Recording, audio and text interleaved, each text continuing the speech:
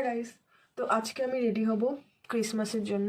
White and red পরবো আমি, খুবই বেসিক, যেটা সবাই পরে। শীতের মধ্যে কাঁপতে কাঁপতে ফেস ওয়াশ করে এসছে।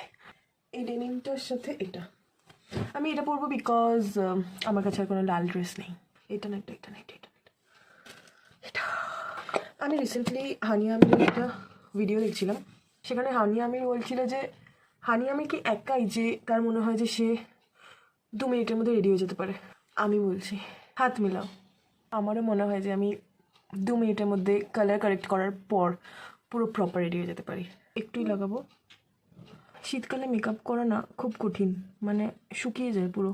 জাস্ট 2টো শেডের ফাউন্ডেশন মিক্স করে একটু লাগাবো, বেশি না, জাস্ট একটু। No brush, no beauty blender, just using my hands. আপনার হাত জগন্নাথ।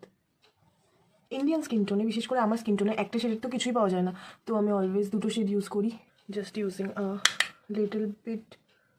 মেকআপ করার পর জানি না কেন খুব গরম লাগে, তাই পাখা অন করে দিয়েছি। Control, makeup can do anything. আমি রেডি হতে হতে একটা জিনিস রিয়েলাইজ করলাম, আমি ওই 4টে থেকে রেডি হতে স্টার্ট করেছি। আমার কাছে 5টা, এখন বাজে 5টা 10।